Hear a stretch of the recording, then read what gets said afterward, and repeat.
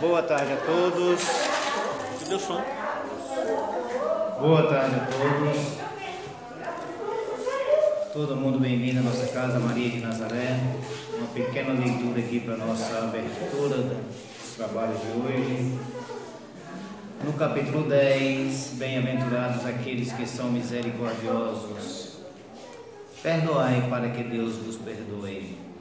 Bem-aventurados aqueles que são misericordiosos, porque eles próprios obterão misericórdia. Está no Evangelho de São Mateus, capítulo 5, versículo 7.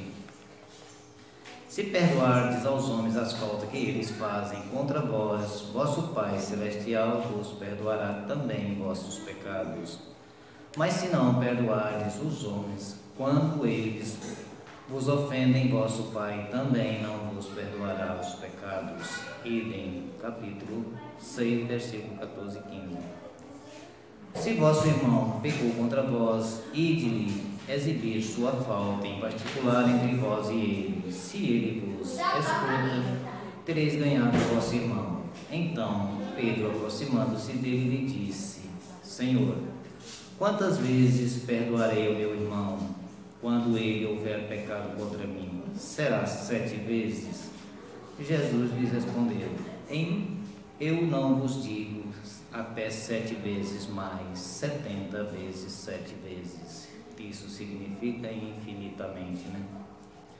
Também está no Evangelho de São Mateus, capítulo 6, versículo... capítulo 15, versículo 21 e 22. A misericórdia é o complemento da doçura, porque aquele que não é misericordioso não saberia ser brando e pacífico.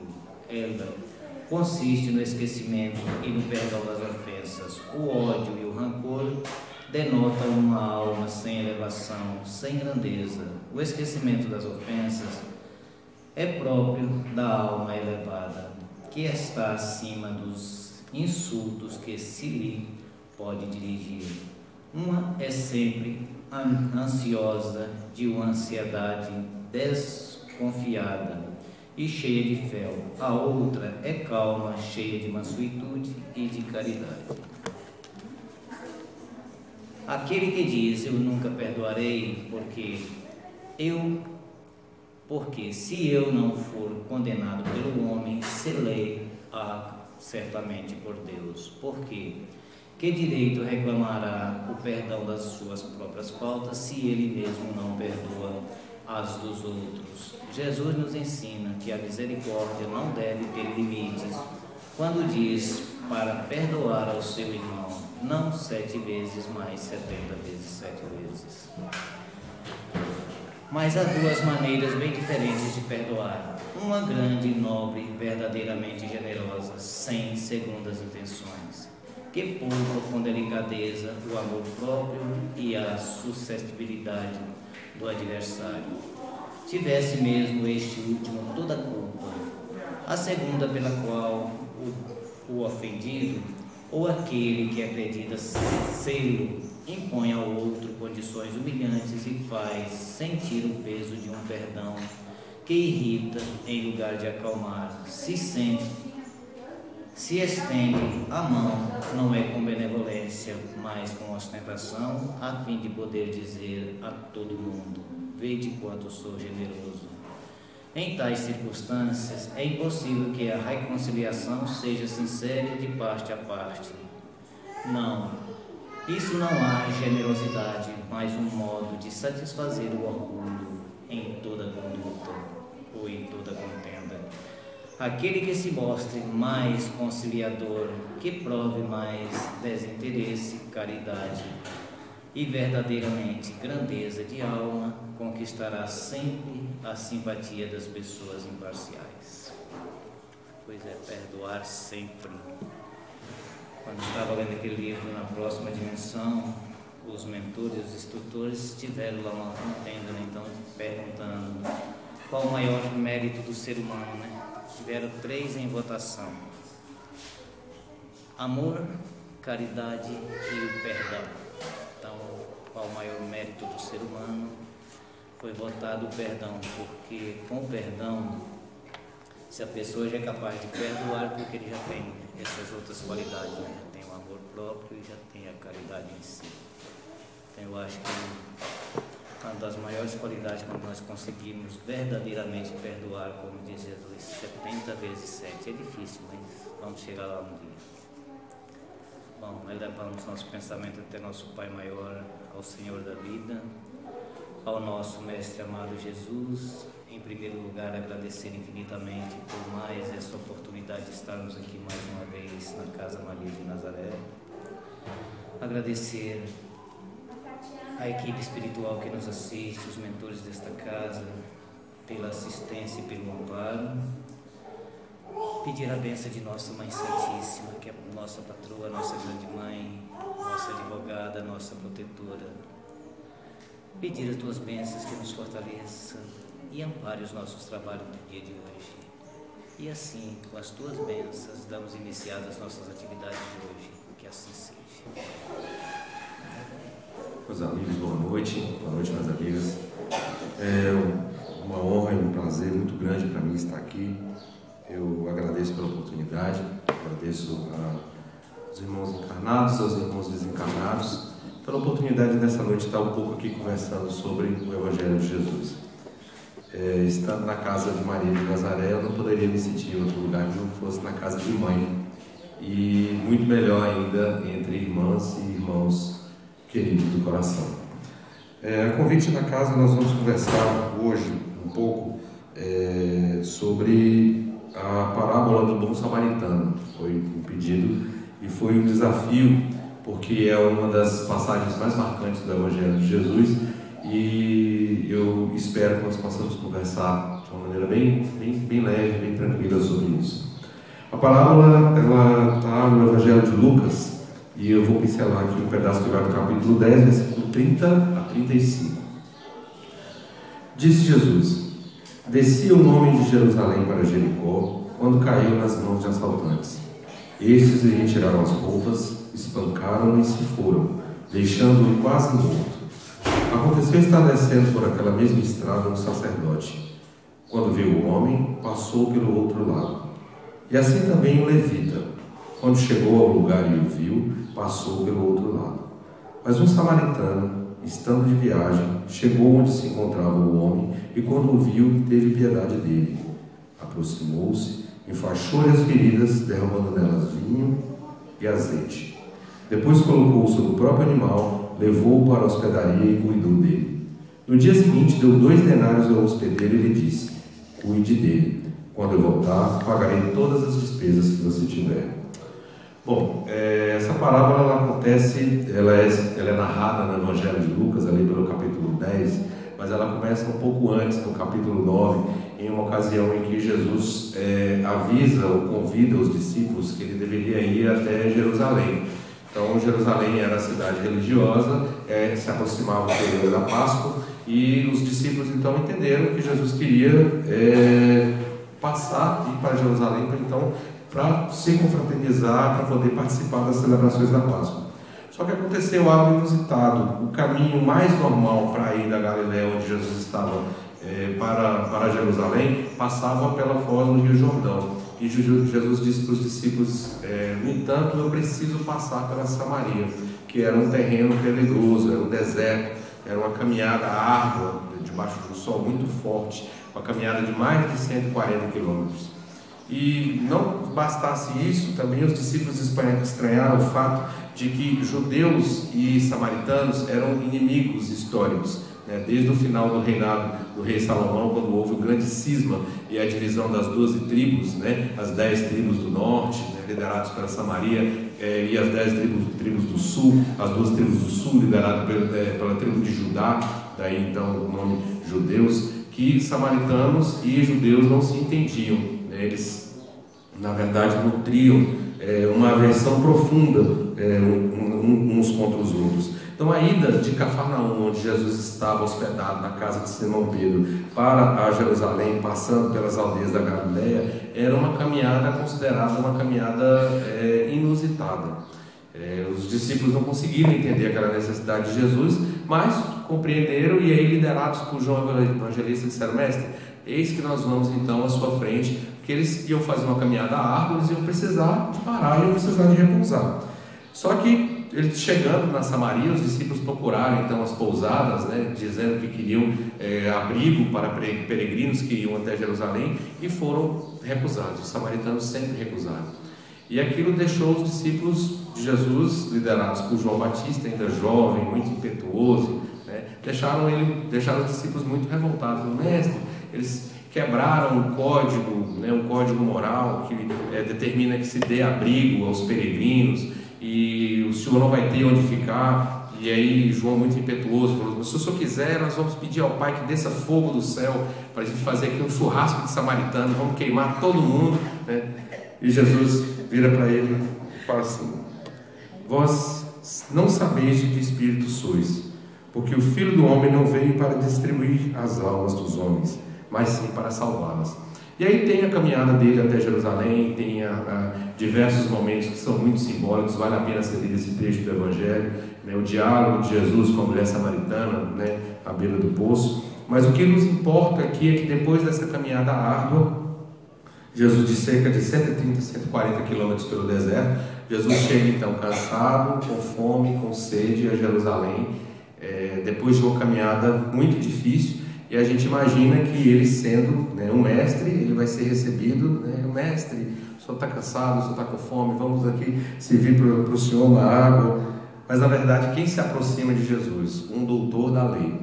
Um doutor da lei que sabia que Jesus, né, já estava no seu apostolado, já vinha contestando diversas das verdades que eram manipuladas a partir da lei pelas autoridades judaicas, farisaicas da época, e ele, com o intuito de testar Jesus num ato assim, de muito pouca falta de caridade, né, porque ele estava cansado, com fome e com sede, ele busca Jesus para poder fazer um questionamento. Então ele faz uma provocação, né? Ele diz: mestre, que farei para herdar a vida eterna? E Jesus já tinha percebido a energia dele, já sabia o que via nos íntimos do coração, porque se fosse qualquer um de nós, depois de uma caminhada dessa, né, cansado, com sede, certamente ia escolher as palavras mais doces para falar, né? Sendo mestre, ele sabia, né, o que ele ia no coração. E aqui é interessante a gente contextualizar, porque quando eles dizem: o que farei para herdar a vida eterna? Para os judeus daquele tempo, a vida eterna era a transformação de um mundo em um mundo perfeito. Eles seriam herdeiros de uma terra onde não haveria dor, né, onde haveria todas as benesses do paraíso. E para isso eles tinham que cumprir cerca de todas as leis que estavam previstas no Antigo Testamento, que eram ditadas pela Torá. A Torá então eram os livros do Pentateuco, né, do Pentateuco: Gênesis, Êxodo, Levítico, Números, Deuteronômio e mais os profetas. Eles categorizaram e contaram essas leis, dava algo em torno de 614 leis que eles deveriam cumprir para poder entrar no paraíso. Se você cumprisse 613, você estava fora. E aí algumas correntes começaram então a discutir: olha, mas 614 é muito, né? Será que a gente não pode de repente dividir isso aí um pouquinho? E começaram a surgir algumas divisões em que se dizia que se você cumprisse as 10 leis, os 10 mandamentos, você já seria considerado um justo, já teria direito a entrar na terra prometida. E ainda havia outras correntes ainda que simplificavam um pouco mais, resumiam essas leis a duas, né? E porque assim, como eram muitos tratados, eram muitos postulados, Jesus então, percebendo que aquele doutor queria muito mais instigar uma discussão do que necessariamente tirar uma dúvida, Jesus muito sabiamente devolve a pergunta para ele de uma maneira didática e diz: muito bem, me diga então você, o que está escrito na lei e como lês? Vamos notar a sutileza e a inteligência da pergunta de Jesus. Quando ele diz o que está escrito na lei, ele delimita aquilo que vai ser discutido. Olha, nós vamos conversar sobre o que está na lei, nós não vamos discutir sobre nada além do que está escrito lá. E como lês, o que é que você entende daquilo que você lê? Como você pratica? Porque é muito diferente eu ler alguma coisa e aquilo que eu entendo daquilo que eu li. que dependendo daquilo que eu entendo que eu li, eu posso adotar uma postura fundamentalista. Muita gente lê o que está escrito na Bíblia, o que está escrito em outros textos sagrados, e acha que ele pode, por exemplo, matar em nome de Deus, né? Que é um absurdo. Então, é por isso que Jesus, muito pedagogicamente, se vira para ele e diz: o que está escrito na lei e o que tu lês. Então, o doutor da lei, que chegou com o intuito, né, de interrogar Jesus, ele se viu numa posição delicada e viu que ele estava diante de um mestre. Ele não sabia que estava diante do governador espiritual do planeta, e ele se viu na obrigação de tirar uma nota boa, de não fazer feio. E aí ele sacou ali da cartola uma resposta magnífica. Ele recorreu aos textos antigos, e a primeira resposta está no livro de Deuteronômio, capítulo 6, verso 5. Amarás, pois, o Senhor teu Deus de todo o teu coração, de toda a tua alma e de todas as tuas forças. E o segundo, está em Levítico, capítulo 19, verso 18. Amarás o teu próximo como a ti mesmo. E disse Jesus: muito bem, você respondeu bem, né? As 614 obrigações que tem lá na Torá, que podem ser resumidas nos 10 mandamentos, e os 10 mandamentos podem perfeitamente serem resumidas nessas duas leis aí. Faz isso, e você viverá. Mas aí o doutor da lei, que não queria se esclarecer, ele queria, na verdade, pugilato, né? Ele queria digladiar. Ele falou: mas mestre, eu não entendi bem, eu tenho uma dúvida, né? Quem é o meu próximo? E aí, naquele tempo, os judeus, eles tinham uma divisão, que eles entendiam que, na verdade, o próximo, né, uma corrente majoritária, entendia que o próximo eram os próprios judeus. Não entendiam que, se, por exemplo, eles estivessem em um determinado lugar, um romano, um samaritano, se sentasse ao lado dele para comer, eles se levantavam e iam embora. Então, toda a obrigação de fraternidade, de solidariedade que ele devesse ter, ele só teria que ter com aqueles que pertencessem à mesma tribo que ele, que fossem judeus também. Era a corrente majoritária. Existiam dentre os judeus, né, estudiosos. Aí se fala do estudioso, do sábio Hilel, que foi avô de Gamaliel que veio a ser o mestre de Paulo. E aí Hilel dizia: não, veja que mesmo nos textos antigos, quando Abraão recebe os peregrinos, ele trata todos como irmãos, né? Então, irmãos somos todos nós. Mas era uma corrente minoritária. Então o doutor da lei esperava que Jesus desse uma resposta: nós somos todos irmãos, né?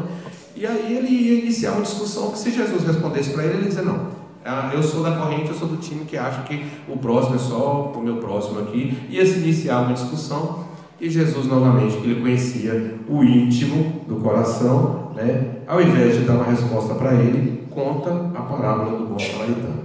E aqui tem uma coisa interessante. Para eles, amar a Deus de todo o seu amor e de toda a razão, ou seja, de toda a sua alma, de todo o seu entendimento, de toda a sua razão, significava, além da emoção, transmutar aquilo ali em atos práticos. Porque para eles não faziam uma divisão do coração e o cérebro era a razão. Nós ocidentais dizemos isso, né? Deus colocou a cabeça acima do coração para a razão sufocar o sentimento, né? Então o sentimento está no coração, a razão está na cabeça. Para os judeus daquele tempo, não. O coração era a sede do amor, era a sede do sentimento e era também a sede da razão. Então, quando eles oravam, eles faziam chamar, né? Ouve, ó Israel, o Senhor é o nosso Deus, o Senhor é um só, unifica o nosso coração. Eles queriam dizer que era para unir a razão com o sentimento. Então, quando eles diziam: amar a Deus de todo o coração, amor e razão, de toda a tua alma, de todo o teu entendimento, de toda a tua razão, era com atos concretos. É por isso que eles faziam rituais de purificação, rituais de sacrifício, oferendas, né? Era o amor verdadeiro e mais o amor de se praticar. E isso também era com todas as suas forças. Com todas as suas forças quer dizer o quê? Com todos os seus recursos. Significava que todos os bens que eles tinham, materiais, os tesouros, tudo que eles tinham, tudo tinha que ser posto a serviço do bem. Então, para eles, o primeiro mandamento era algo muito tranquilo. Eles já faziam aquele 3 vezes por dia, né? Desde a infância eles faziam chamar: ouve Israel, o Senhor é o nosso Deus, o Senhor é um só. O problema era o segundo mandamento, era entender justamente quem era o próximo, né? Então Jesus, no momento em que conta a parábola do bom samaritano, ele na verdade estava entrando num terreno muito espinhoso, porque os samaritanos eram inimigos dos judeus. Os judeus não admitiam aquilo de jeito nenhum. Então, se a gente não admitiu enxergar o samaritano como irmão, então se a gente puder fazer um exercício aqui de imaginação, vamos imaginar um país hipotético, né? Um país que mais ou menos, um país distante da gente, um país que está em época de eleição, por exemplo, um país que é governado aí por uma elite que tem muito dinheiro, uma elite branca, né? Que há muitos e muitos anos domina o poder judiciário, a imprensa, os meios de comunicação, os recursos, né? E aí as mesmas pessoas vão ali se perpetuando no poder, subornando. Você tem um judiciário nesse país que é um judiciário tão descomprometido com a justiça que muitas vezes ele aumenta os próprios salários enquanto vê que o povo daquele país está passando fome. E aí de repente convida um de vocês para fazer uma palestra nesse país, uma palestra para 200 pessoas que são simpatizantes de um movimento que diz, olha, as mulheres precisam ganhar menos do que os homens, porque afinal de contas elas têm filhos, ficam sem trabalhar, esse negócio de meritocracia, né, essa coisa de você ter cota para estudante negro, isso aí não tem que existir, não. A pessoa, se ela quiser vencer na vida, ela vence, ela não precisa de ajuda. Aí você cai num lugar desse para fazer uma palestra e a pessoa que tinha semana, tá aqui, o seu tema de palestra é esse aqui que você vai falar. Aí você olha o teu texto lá, né? O bom homem, a justiça, ela serve para todos nós somos iguais. Aí você olha para a plateia, como naquele país o porte de arma é liberado, tá todo mundo com a arma na cintura olhando para você, e você vai ter que começar a falar de igualdade social. Aí você respira fundo, você fala, Deus me abençoe, porque pode ser minha última palestra, né? Então era mais ou menos nessa situação que Jesus se via, de tendo que falar de amor fraterno com uma plateia absolutamente interessante. E é uma narrativa carregada de simbolismos. Porque vamos entender o seguinte, quando ele começa a narrativa dizendo, descia de Jerusalém para Jericó, isso é carregado de simbolismo. Porque o que Jerusalém representava? Jerusalém era a cidade sagrada, era a sede de toda a elevação espiritual. Então ficava no alto do cume, né? Quando você descia de Jerusalém para Jericó, Jericó era a cidade onde o comércio existia, onde se faziam os câmbios, onde se trocava o dinheiro, onde as pessoas se hospedavam. Então Jerusalém representa aqui a cidade, a nossa elevação espiritual, o nosso estado de aproximação, de conexão com Deus. Jericó é Mamon, Jericó é o mundo, Jericó é a matéria. Então o simbolismo diz que quando ele descia de Jerusalém, ele descia para Jericó, ele descia do estado espiritual maior para um estado de maior conexão com a matéria. Ele se afastava daquilo que era espiritual, ele caía. E era nesse cair que, assim como o homem que foi assaltado, ele se via assaltado pelas forças do mundo, ele se via arrebatado, machucado, agredido. Então essa nossa desconexão, elas nos expõe às dificuldades do mundo, elas nos expõem aos perigos, ela possibilita que a gente possa ser assaltado, desarmado e machucado com mais facilidade. Quando ele caracteriza um dos personagens, ele fala um homem pode ser qualquer um de nós. Caiu na mão dos salteadores, caiu de vibração, se desconectou do sagrado. E aí depois ele faz uma alusão à figura do sacerdote. O sacerdote, ele é alguém que, representando a religião, para nós passa a ideia de que é alguém que tem um compromisso de fazer tudo aquilo que é certo.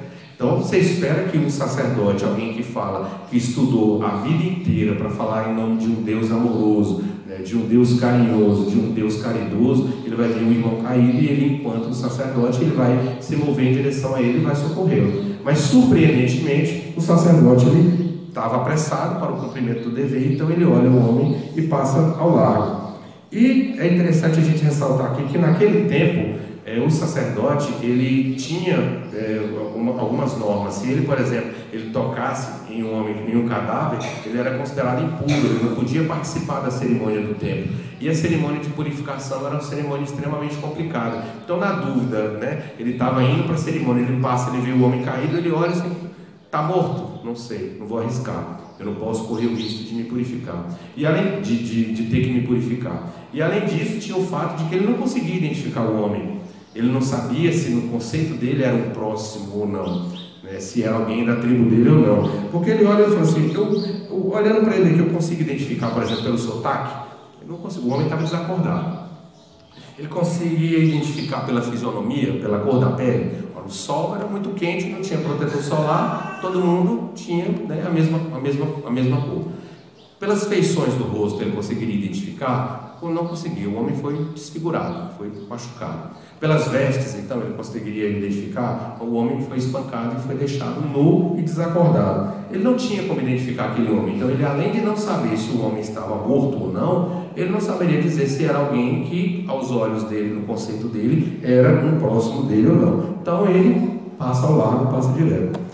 Pouco depois vem o levita. O levita era o estudioso responsável pelas leis, era o guardião auxiliar do sacerdote e era o guardião das leis. Então esperava-se também que o levita, né, por ser um homem letrado, um homem estudado, um homem que conhecia todas as tradições, que ele também se movesse, né, em auxílio àquele irmão que estava caído. Mas vendo o exemplo do sacerdote, que era uma autoridade que passou ao largo, ele igualmente passa ao largo também. E aí pouco depois, Jesus fala na narrativa que passa um samaritano que estava de passagem.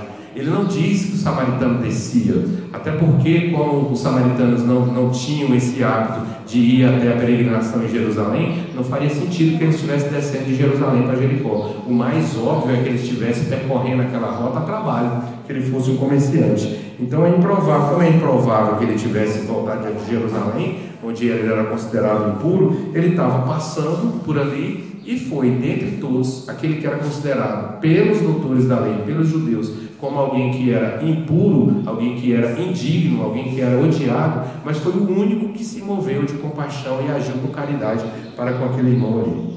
Nesse ponto da narrativa, de todas as pesquisas que eu já vi, é interessante nós vermos sempre que pudermos revisitar essa leitura dessa parábola, nós temos uma tendência muito grande em começar a exercer o julgamento. Porque o que é que a gente fala? Poxa, mas o que é que o sacerdote fez? Ele deveria ter socorrido. O levita deveria ter socorrido. Aí nesse ponto da narrativa a gente já está com raiva do doutor da lei, a gente já está com raiva dos samaritanos que tinham deixado Jesus com fome, está com raiva do sacerdote, está com raiva do levita. E aí Jesus nos chama para poder fazer uma reflexão e dizer que esses estágios do sacerdote, do levita, dos assaltantes, do homem caído, são os nossos próprios, os nossos estágios na nossa jornada evolutiva. Então muitas vezes a gente precisa se olhar internamente e se perguntar: em quantos momentos da nossa trajetória nós também somos o sacerdote? Em quantos momentos nós somos o levita? Em quantos momentos nós somos os assaltantes? E aqui é interessante olhar para nós com esse olhar de misericórdia, compreender o nosso estado evolutivo, entender que nós estamos numa caminhada, entender que nós estamos numa jornada e que é assim, nós precisamos prosseguir caminhando. É interessante porque tem um jornalista inglês chamado Malcolm Gladwell, que é considerado um jornalista, uma pessoa que ele escreve sobre ideias muito inusitadas, e ele tem um jeito de pensar, de pegar fatos que já são fatos consolidados e pensar esses fatos um pouquinho fora da caixa. Então ele tem um livro que é chamado O Ponto da Virada, que ele busca entender alguns fenômenos culturais, e ele narra uma experiência científica que foi feita para testar a parábola do bom samaritano. Como é que foi essa experiência científica? Ele pegou um grupo de sacerdotes em uma determinada cidade e aí falou para esses sacerdotes o seguinte: olha, eu quero que vocês preparem uma palestra pequena de alguns poucos minutos para vocês ministrarem numa escola aqui ao lado, e vocês vão atravessar aqui 2 ruas, vão ministrar essa palestra, e dividiu aquilo ali em diversos grupos, né? Falou, para cada grupo ele deu uma tarefa diferente para analisar como que aquele grupo ia se comportar. Então para um grupo ele mandou preparar uma apresentação sobre a parábola do bom samaritano, o outro sobre o exercício do sacerdote, as atividades diárias do sacerdote, e aí foi dando temas para cada um deles para ver como que cada um ia reagir a uma situação específica. Um homem machucado, caído no caminho, entre o local da experiência e o local onde eles teriam que dar aula. E entre 2 grupos, ele chegou para um dos grupos e deu um tema para um dos grupos. Quando a pessoa estava saindo, ele falou: olha, vocês estão atrasados, as pessoas já estão esperando vocês para a palestra já. Vão lá que vocês já estão um pouquinho atrasados. E aí para um outro grupo, ele virou e disse: olha, está tranquilo o prazo, eles têm mais um tempinho, eles têm mais uns 15 minutos, você pode ir caminhando com calma, vai dar tempo de você chegar tranquilo. Quando eles foram analisar a quantidade de pessoas que parou para socorrer o homem que estava caído, e foram analisar os grupos, quem tinha ouvido a palestra do Bom Samaritano, quem tinha ouvido a palestra sobre o curso, sobre as atividades técnicas dentro do seminário, não houve diferença. A média de pessoas que parou para ajudar foi a mesma. Só houve diferença significativa entre dois grupos. O grupo que ouviu dizer antes de sair que estava atrasado, que as pessoas já estavam esperando, só 10% das pessoas pararam para socorrer o homem que estava caindo. O grupo que ouviu que eles tinham tempo de sobra, que eles poderiam ir com calma, 67% parou para socorrer. Olha que interessante. Olha como é que a introdução de uma variável de estresse no nosso dia a dia pode comprometer a nossa concepção de solidariedade. E aí ele faz uma conclusão muito interessante. Ele fala o seguinte: o que esse estudo sugere, em outras palavras, é que no fim das contas as nossas convicções mais íntimas e o verdadeiro conteúdo dos nossos pensamentos são menos importantes na orientação das nossas ações do que o contexto imediato em que se dá o nosso comportamento. A frase, você está atrasado, teve o efeito de tornar o indivíduo compassivo em alguém indiferente ao sofrimento, isto é, em um momento específico, foi capaz de transformá-lo em uma pessoa diferente. Ou seja, as nossas vicissitudes, as nossas dificuldades do dia a dia, nesse mundo de provas e expiações, elas podem sim comprometer aquilo que nós temos de melhor. E esse é um exercício de autoconhecimento que a gente precisa fazer diariamente para não se deixar contaminar por essa dualidade, esse bem e mal que ainda existe dentro de nós e que nós buscamos iluminar. Então Paulo fala na carta aos Romanos um aspecto muito interessante sobre essa luta interna dele. Ele diz assim: ora, se eu faço o que não quero, já não o faço eu, mas o mal que ainda habita em mim. Acho então essa lei em mim, que quando quero fazer o bem, o mal está comigo. E Paulo, lutando diuturnamente por aquilo, um dia venceu essa luta na carta aos Filipenses, quando ele diz: irmãos, o que é que ele nos ensina para vencer essa sombra com a qual nós temos que lutar todos os dias? Quanto a mim, não julgo que o haja alcançado, mas uma coisa faço, esquecendo-me das coisas que ficaram para trás e avançando para as que estão diante de mim, prossigo para o alvo, para o prêmio da soberana vocação em Deus, em Cristo Jesus. Então a gente precisa entender que a misericórdia divina, ela não nos abandona. Nós precisamos ter certeza e fé para prosseguir para o alvo, rumo à direção do nosso modelo e guia, que é Jesus, todos os dias, não importa o estágio evolutivo em que a gente se encontra. Então a gente precisa imaginar que, embora todos nós queiramos ser e almejemos ser como o bom samaritano, o bom samaritano, ele, naquele contexto, ele ainda está muito longe de ser o ser de luz para o qual nós fomos criados para ser. O homem de bem, que está descrito lá no Evangelho segundo o Espiritismo, a gente, quando lê lá, a gente quase desanima, É como você fazer aquela prova de 60 questões e você não acerta nenhuma, de tanta coisa que se exige do homem de bem ali. Mas aí Kardec, inspirado pelo Evangelho e pela caridade de Jesus, ele veio nos mostrar que o bom samaritano, ele está mais próximo do que aquilo que se espera de cada um de nós, como Kardec definiu como bom espírita. E o que o Kardec diz no capítulo 17 do Evangelho segundo o Espiritismo, item 4? O que é o bom espírita? Reconhece-se o verdadeiro espírita pela sua transformação moral e pelos esforços que ele faz todos os dias para domar suas más inclinações. Então é o esforço diário da autoeliminação, de se permanecer bem a cada dia, se analisando todo dia, se conhecendo. É isso que nos leva à iluminação, porque a nossa jornada é uma jornada eterna. Então nós não devemos ser tão duros conosco, não devemos ser tão duros com os outros, porque a nossa caminhada é rumo à luz e é um passo de cada vez, A verdade é que nós todos somos um pouco doutores da lei, um pouco sacerdotes, um pouco levitas, um pouco samaritanos, e a gente precisa dessa jornada de se lembrar que nessa quantidade de seres e de personalidades que existem dentro de nós, nessa nossa experiência encarnada, cada um de nós nada mais é do que o homem caído, aquele que depende todos os dias da misericórdia daquele que passa. Então, quando nós compreendemos isso, nós passamos a olhar com um pouco mais de caridade, com um pouco mais de amorosidade para dentro de nós. E para não permitir que essas dificuldades do dia a dia venham nos testar, venham nos fazer cair, a gente pode se lembrar das palavras de um poeta pernambucano chamado Lenine, que ele diz o seguinte: mesmo quando tudo pede um pouco mais de calma, Até quanto tempo acelera e pede pressa, eu me recuso, faço hora ou na valsa. A vida é tão rara. Enquanto todo mundo espera a cura do mal e a loucura finge que isso tudo é normal, eu finjo ter paciência. O mundo vai girando cada vez mais veloz. A gente espera do mundo e o mundo espera de nós um pouco mais de paciência. Então, vigiai e orai, ensina Cristo, né? Dessa vigilância é que nasce a paciência e que vai favorecer em nós o exercício da caridade genuína. Segundo Meimei, a caridade é o amor em ação. Então, o samaritano, o espírita, o verdadeiro cristão, ele enxerga o próximo caído como a si mesmo. Ele enxerga o próximo caído como o próprio Deus, que é o Deus, a centelha de divindade que está brilhando dentro de cada um de nós e que está brilhando dentro do próximo. O samaritano, o cristão verdadeiro, ele enxerga Deus no irmão caído. Então ele age. E como que ele age?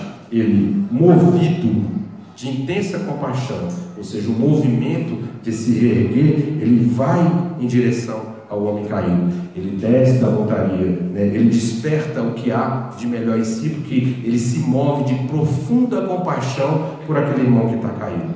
E aí ele transforma isso, essa atitude, em ação. Ele interrompe a jornada, ele vai até o homem que está caído, ele faz o curativo, ele estanca o sangramento, ele desinfeta a ferida, né, as feridas com vinho, né, com a ação bactericida que o vinho tem de curar. Depois ele vem com azeite, o azeite como um bálsamo, né, para poder diminuir as dores. Então veja que o sentido do coração, o amor e o sentimento já se manifestou aí. Primeiro, ele se move de profunda compaixão, né, pelo irmão que está caído, e depois ele exerce a razão. De que maneira que eu vou socorrer? Quais são os recursos que eu tenho disponíveis? Porque veja que o samaritano, ele está preparado para ser um socorrista. Ele era um viajante, ele estava trabalhando, ele conhecia a rota, ele conhecia o caminho, ele se preparou para a viagem, né? Ele levou a bagagem, ele estava pronto para poder socorrer.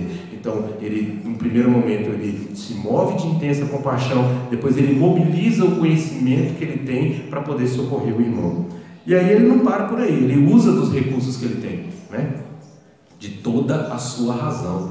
Então ele agasalha o irmão, ele pega lá, chama o irmão jumentinho que vinha carregando ele, bota o irmão agasalhado em cima da montaria e sai como se ele fosse um servo. Ele sai carregando o irmão até a hospedaria mais próxima, porque também como socorrista ele tem consciência das próprias limitações e das próprias dificuldades. Ele prestou ali todo o socorro que ele tinha condição de prestar, e aí depois que ele fez tudo que ele podia, chegou o momento de pegar o irmão e de levar para um lugar onde ele possa receber uma assistência maior, né? São as duas asas, é a asa da bondade e a asa do conhecimento. Emmanuel fala isso de uma maneira muito, muito interessante. Ele fala que é como se nós estivéssemos perdidos no deserto, e se nós estivéssemos, por exemplo, com muita sede, perdido no deserto, e você encontra uma poça de água limpa, fala, que maravilha, eu estou salvo. Aí você vai lá, se farta de água, mata a sede. Mas se você só tem a água, se você só tem a bondade, você permanece perdido. Se por outro lado você está no deserto, está morrendo de sede, e aí encontra uma poça d'água, encontra uma placa apontando a cidade mais próxima, o oásis mais próximo, né? 150 quilômetros, mas você está morrendo de sede, você vai morrer antes de chegar no oásis. Então o conhecimento sem o amor, ele faz com que você morra antes de você chegar no destino, e o amor sem o conhecimento, ele te deixa estacionado. Então, aquilo que o samaritano faz, depois que ele presta toda a ajuda que ele tem condição de prestar, ele coloca o irmão na montaria e ele leva, então, para a hospedaria, onde ele vai receber o auxílio que é necessário. E aí na hospedaria, ele chega e no dia seguinte ele sai e ele fala para o hospedeiro, olha, eu estou aqui deixando 2 dinários para pagar as despesas do meu irmão, eu vou continuar, vou seguir viagem, vou prosseguir para o meu trabalho. Todas as despesas que ele tiver, além disso, eu vou pagar quando eu voltar. Amou a Deus com todo o seu coração, com todo o seu entendimento, com todas as suas forças, com todos os seus bens, com todos os seus recursos. Aí nisso eu imagino que o doutor da lei devia estar, nossa senhora, como diz a minha filha quando eu pego ela no flagra fazendo alguma coisa, ih rapaz!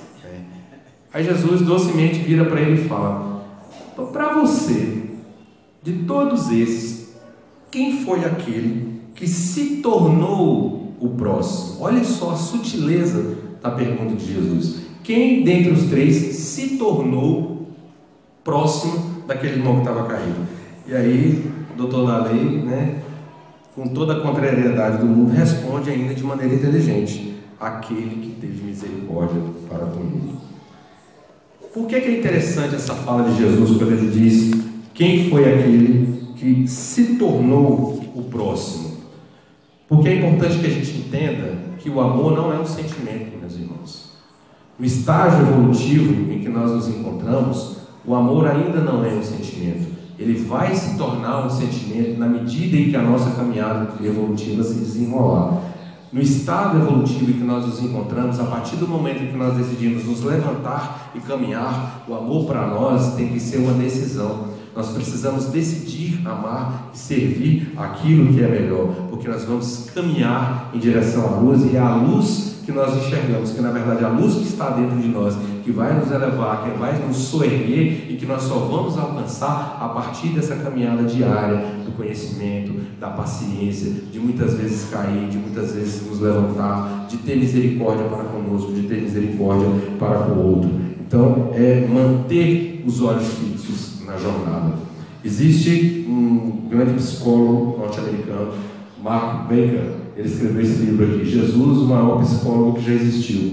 E ele pega casos de doenças, de dores emocionais que ele tratou nos consultórios dele e ilustra a forma que ele usou para tratar esses casos em um casamento da psicanálise com o Evangelho, para dizer como a pedagogia, como o tratamento espiritual de Jesus era uma coisa poderosa. E em dessas histórias, ele analisa também a parábola do bom samaritano para responder essa pergunta: será que nós somos todos na essência maus? Ou será que nós somos todos em essência bons?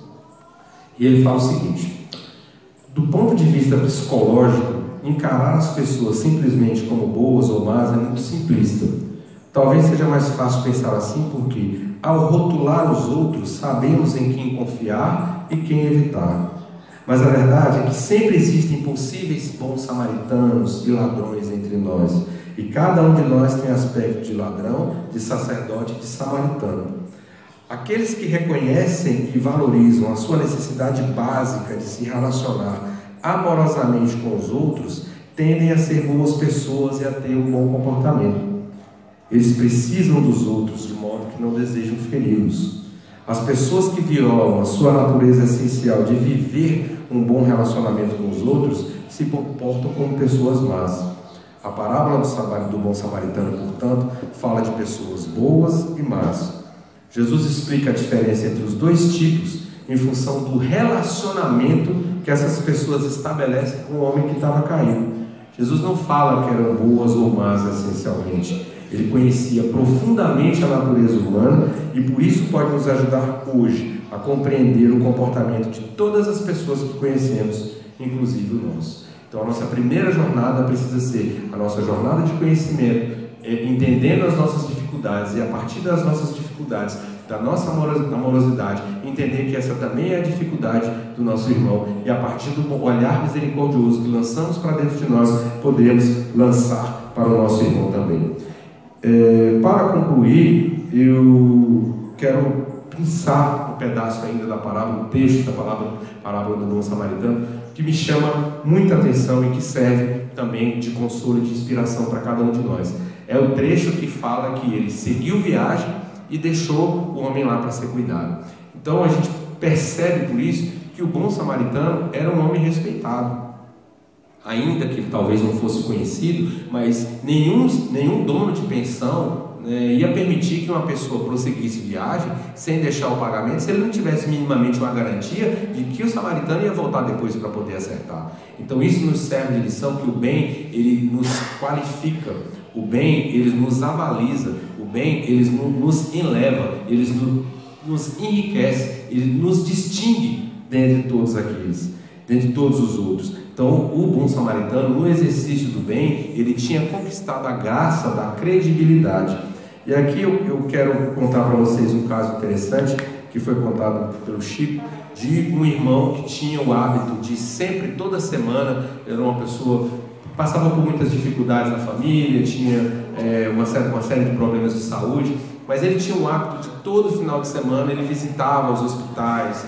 Então ele levava um prato de sopa para um, ele lia o evangelho para outro, de repente ele tinha uma criança, ele levava uma massinha, levava um giz de cera, consolava um, consolava o outro, ouvia, trazia de repente um remédio para alguém que estava precisando. E nós espíritas que somos, sabemos que somos sempre acompanhados por aqueles entes amorosos e queridos que nos antecederam, a nossa jornada reencarnatória e que muitas vezes nos avalizaram nessa nova oportunidade, que são seres angélicos que zelam por nós, o nosso anjo da guardião, os nossos benfeitores, que estão ali sempre conosco. Então, Chico conta que toda vez que esse irmão chegava perto de um leito para poder fazer uma prece, para poder dar um passe, para dar uma água fluidificada, para levar um prato de sopa para um irmão, aqueles irmãos desencarnados que estavam ao redor daquele irmão que estava assistindo, falavam assim: meu irmão, anota o nome daquele nosso irmão Gilbertinho ali, porque nós um dia vamos observar que ele pode ser que precise da nossa ajuda, e nós vamos ter aqui catalogado todo o bem que abnegadamente ele veio aqui e distribuiu, e todos nós vamos então formar essa corrente de amor, de solidariedade, de fraternidade, para ampará-lo na sua caminhada nos momentos em que ele mais precisar. Então essa fé incondicional de que o bem retorna para nós, de que o amor e a misericórdia divinas jamais irão nos abandonar, ela deve servir de suporte e de incentivo para que a gente jamais interrompa a nossa jornada, e que por maiores que sejam as dores, a gente sempre tenha a fé e a convicção de que enquanto permanecermos no caminho do bem, na jornada da elevação, o amparo ele nunca nos faltará. É por isso que Paulo de Tarso, depois de todas as tribulações, de todas as lutas, ele nos inspira, porque há de ser onde será a nossa chegada. Ele na carta a Gálatas afirma que ele tinha sido espancado, tinha sido preso, tinha sofrido naufrágio, tinha sido aprisionado, tinha sofrido todo tipo de calúnia, tinha sido açoitado, e mesmo depois de tudo isso, ele pôde afirmar após a jornada, sereno, firme e forte: de agora em diante, ninguém mais me moleste, porque trago no corpo as marcas do Cristo. Então, meus irmãos e minhas irmãs, que possamos ser luz e socorro em nossa jornada, mesmo com as nossas dores, convictos de que a providência divina ela jamais nos desampara. O nosso caminhar eterno rumo à luz, ele está sempre amparado, ele está sempre amparado, sempre iluminado pelos ensinamentos, pela proteção direta do nosso modelo e guia. E o Cristo nos ensinou: eu sou o caminho, a verdade e a vida. E ele nos conforta, ele nos convida, ele nos faz esse convite para essa caminhada. Ele diz: vinde a mim todos vós que estáis cansados e oprimidos, e eu os aliviarei. Tomai sobre vós o meu jugo e aprendei comigo, que sou manso e humilde de coração, e encantarei descanso e repouso para as vossas almas, porque o meu jugo é suave e o meu fardo é leve. Que a paz do Cristo, a paz que excede todo o entendimento, que preenche os nossos corações, que enche de plenitude, de ser, de realizações a nossa vida e a nossa caminhada, possa estar no coração e na vida de cada um de vocês, minhas irmãs e meus irmãos. Fiquem com Deus, um grande abraço, gratidão a todas e todos.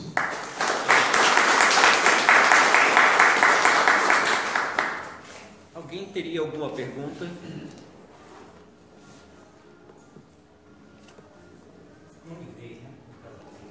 Um de cada vez, né? Tem alguém distribuindo umas fichinhas aí? Agradeço, meu irmão. Obrigado.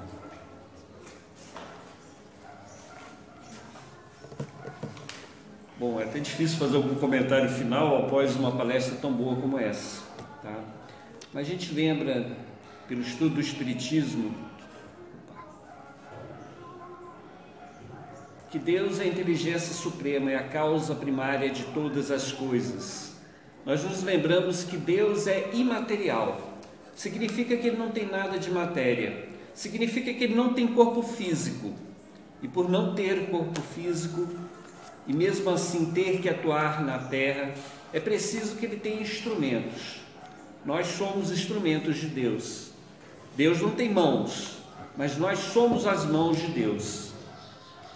Deus não tem boca, boca física, material como nós temos, mas nós somos a boca de Deus. Então Deus nos colocou aqui na terra, irmãos, para que uns possamos ajudar os outros, para que sejamos os bons samaritanos em relação às pessoas caídas, talvez não na estrada, mas na bebida, na droga, na falta do amor. Nós somos o instrumento de Deus, nós devemos ser os bons samaritanos. Convido a todos a fechar os olhos nesse instante. Mestre amado Jesus, muito obrigado pelas lições que o Senhor ministrou na terra. Muito obrigado, Senhor, por ter trazido para nós tantos mensageiros que explicam a Tua palavra. Abençoa, Senhor, os palestrantes, os professores, os pedagogos, os evangelizadores, os oradores. Mas abençoa também a nós, ouvintes do Teu Evangelho, para que possamos compreender cada palavra que o Senhor nos deu, para aproveitar as lições do Teu Evangelho. Em nome de Deus, em nome dos bons Espíritos, damos encerrada a nossa palestra de hoje. Que assim seja.